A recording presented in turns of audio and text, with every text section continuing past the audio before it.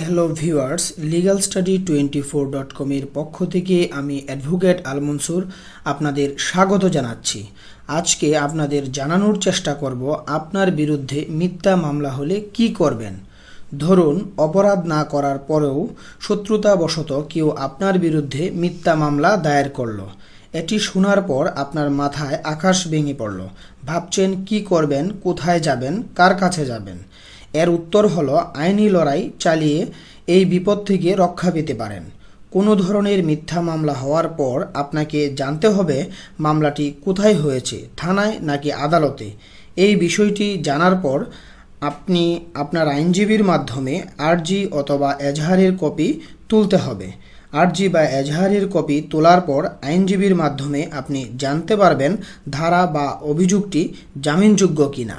যদি অভিযোগটি বা ধারাটি জামিনযোগ্য হয় বা গুরুতর না হয়, তাহলে নিম্ন আদালতে আত্মসমর্পণ করে জামিন চাইতে পারেন। আর যদি অভিযোগটি বা ধারাটি জামিন অযোগ্য হয়, তাহলে হাইকোর্টে উপযুক্ত কারণ দেখিয়ে আগাম জামিন চাইতে পারেন। মনে রাখবেন, আগাম জামিন সাধারণত একটি নির্দিষ্ট মেয়াদ পর্যন্ত হয়ে থাকে। এই মেয়াদের মধ্যেই নিম্ন আদালতে জামিননামা সম্পাদনের জন্য আবেদন করতে হবে। জামিননামা সম্পাদন হয়ে গেলে আদালতে বিচার চলাকালে নির্দিষ্ট তারিখে আপনাকে হাজির থাকতে হবে, অর্থাৎ হাজিরা দিতে হবে। মনে রাখবেন, যুক্তিসঙ্গত কোনো কারণ ছাড়া নির্দিষ্ট তারিখে অনুপস্থিত থাকলে আদালত জামিন বাতিল করে দিতে পারেন। এখন প্রশ্ন হচ্ছে, আপনি জামিন কখন চাইবেন? পুলিশ প্রতিবেদন হওয়ার আগেই আপনাকে জামিন চাইতে হবে এবং উপযুক্ত তথ্য প্রমাণ দিয়ে আপনার বিরুদ্ধে যে মিথ্যা অভিযোগটি দায়ের করা হয়েছে তা প্রমাণের চেষ্টা করুন। তদন্তকারী কর্মকর্তা আপনার বিরুদ্ধে অভিযোগটির সত্যতা না পেলে আপনাকে নির্দোষ দেখিয়ে চূড়ান্ত প্রতিবেদন বা ফাইনাল রিপোর্ট আদালতে দাখিল করবেন। যখন অভিযোগপত্র হয়ে যাবে, তখন মামলাটি বিচারিক আদালতে বদলি হয়ে যাবে। মামলাটি বদলি হওয়ার পর অভিযোগ গঠনের দিন আপনাকে পূর্ব শর্তে জামিন চাইতে হবে এবং জামিননামা সম্পাদন করতে হবে। যখন আবেদন আদালতে দাখিল করবেন, ঠিক তখনই আপনি মামলা থেকে অব্যাহতি চাইতে পারেন। কোনো কারণে যদি অব্যাহতির আবেদন নাকচ হয়ে যায়, তাহলে আপনি উচ্চ আদালতে যেতে পারেন। এখন আপনার মনে প্রশ্ন জাগতেই পারে, মিথ্যা মামলায় যদি আপনি গ্রেফতার হয়ে যান তাহলে কি করবেন? সেক্ষেত্রেও আপনাকে জামিনের আবেদন করতে হবে। আদালত যদি আপনাকে জামিন দেয়, তাহলে একজন পরিচিত জামিনদারের জিম্মায় জামিননামা সম্পাদন করতে হবে। জামিন চাওয়ার সময় পুলিশ রিমান্ড চাইতে পারে। সেক্ষেত্রে আপনার উচিত হবে রিমান্ড বাতিলের আবেদন করা। মনে রাখবেন, কোনো কারণে আদালত জামিন না দিলে আপনাকে পর্যায়ক্রমে উচ্চ আদালতে আবেদন করতে হবে।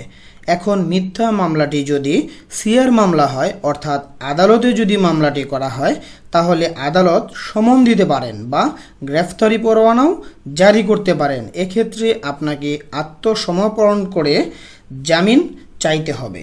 মনে রাখবেন, মামলায় অভিযুক্ত আসামি হাজির হলেই বিচারের জন্য মামলাটি বদলি করা হয়। আসামি কোনো কারণে হাজির না হলে জামিন বাতিল হতে পারে এবং তার অনুপস্থিতিতেই বিচার হতে পারে। তবে সাক্ষ্য প্রমাণে আসামি নির্দোষ প্রমাণিত হলে মিথ্যা অভিযোগকারী বা মামলা দায়েরকারীর বিরুদ্ধে প্রচলিত আইনে পাল্টা মামলা দেওয়া যাবে। সর্বশেষ যে কথাটি বলবো, যদি আপনার বিরুদ্ধে ফৌজদারি মামলা না হয়ে কোনো দেওয়ানি মোকদ্দমা করা হয়, তাহলে কি করবেন? এক্ষেত্রে আদালত আপনাকে সমন দেবেন। সমন পাওয়ার পর নির্ধারিত তারিখে হাজির হয়ে আইনজীবীর মাধ্যমে জবাব দাখিল করতে হবে। পরবর্তীতে মোকদ্দমা ধারাবাহিকভাবে চলবে। আজ এ পর্যন্তই। আপনি যদি দৈনন্দিন জীবনের সাথে প্রচলিত আইনকানুন সম্পর্কে আরও ভিডিও পেতে চান, তাহলে আমাদের চ্যানেলটিকে সাবস্ক্রাইব করে বেল আইকনটি চাপুন এবং কিছু জানার থাকলে কমেন্টস বক্সে কমেন্টস করুন, আমরা উত্তর দেওয়ার চেষ্টা করব। এছাড়াও আমাদের আইন বিষয়ক একটি ওয়েবসাইট রয়েছে, যা ভিডিও ডেসক্রিপশন বক্সে লিঙ্ক দেওয়া রয়েছে, চাইলে ঘুরে আসতে পারেন। ধন্যবাদ সবাইকে। আল্লাহ হাফেজ।